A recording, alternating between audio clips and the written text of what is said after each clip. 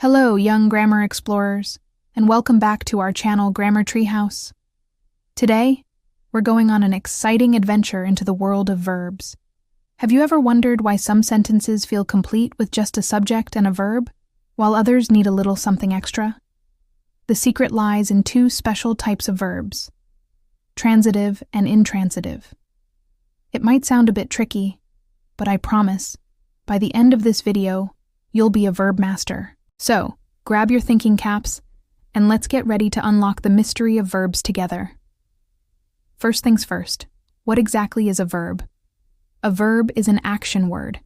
It tells us what someone or something is doing. Words like run, jump, eat, sing, and think are all verbs. But here's where it gets interesting. Some verbs need to pass their action onto something or someone. We call these transitive verbs. Think of transitive like transfer. A transitive verb transfers its action to a noun or pronoun that follows it. This noun or pronoun is called the direct object. It answers the questions what or whom after the verb. Let's look at an example. The baker baked a cake. Our verb is baked. To find out if it's transitive, we ask, the baker baked what? The answer is a cake.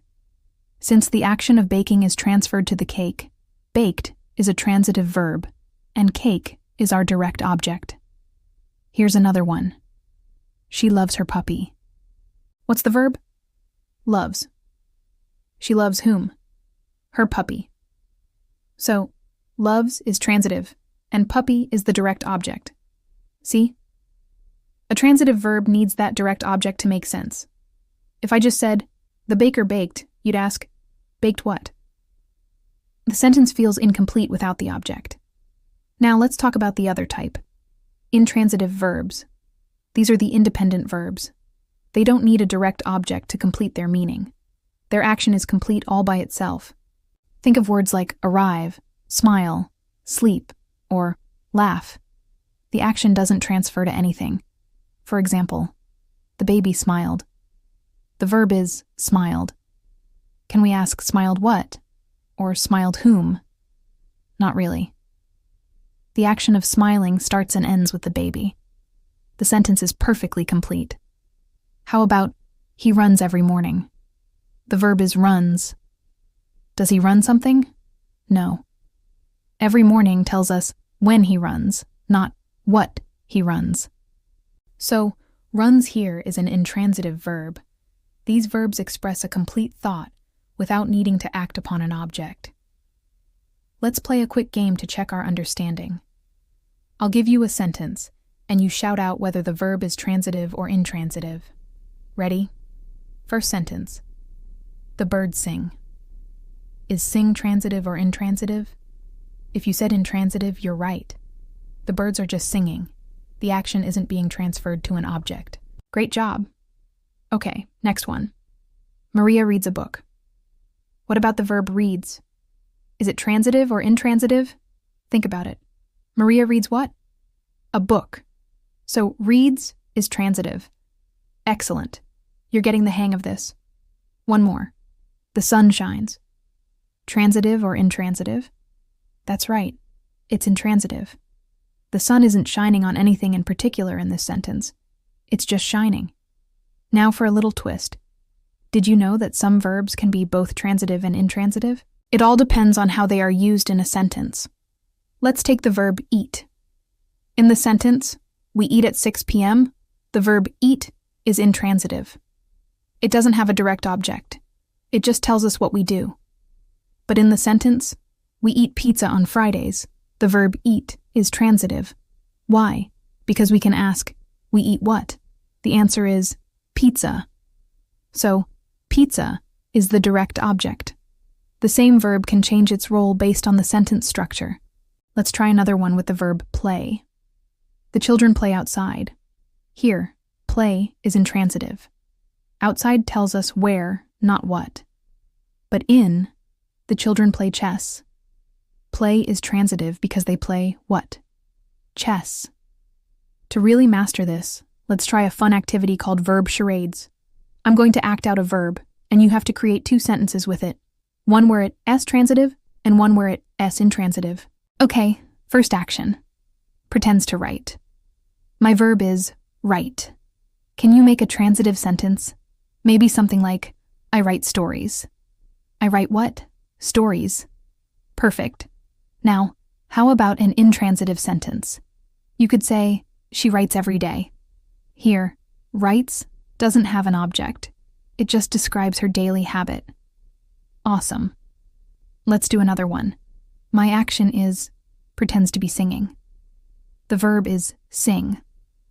For a transitive sentence, you could say, he sings the national anthem. He sings what? The national anthem.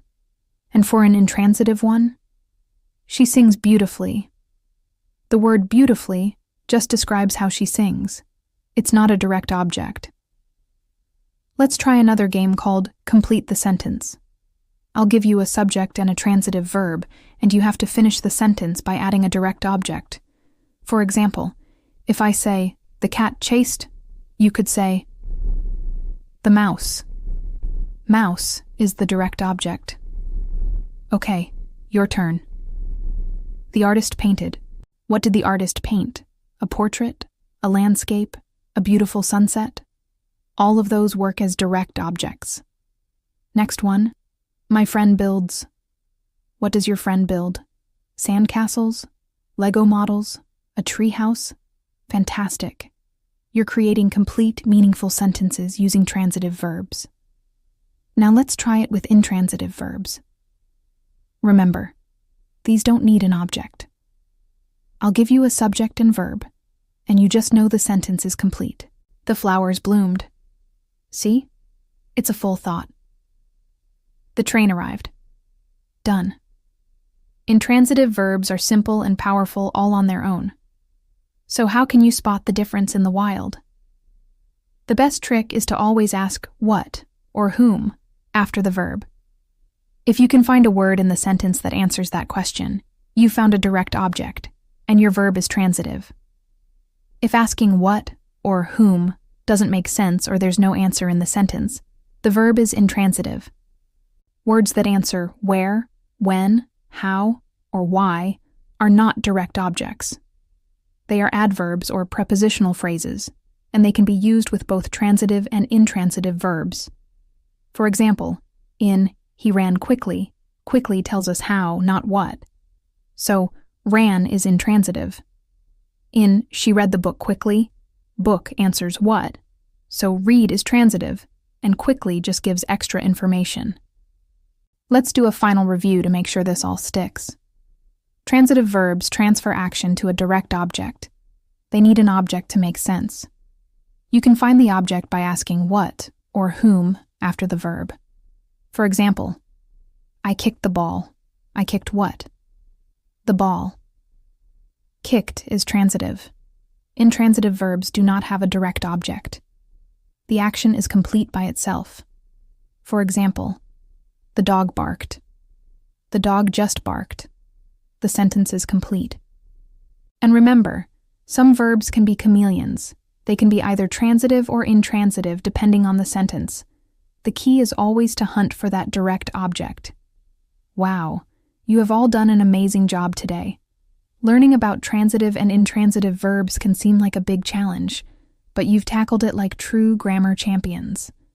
Now, when you're reading a book or writing a story, you can look at the verbs and understand how they're working to build sentences. It's like having a secret superpower for language. Keep practicing, keep asking questions, and keep having fun with words. Thank you so much for joining me today on this grammar adventure. If you had fun and learned something new, don't forget to hit that like button and subscribe for more exciting learning videos. See you next time. Bye.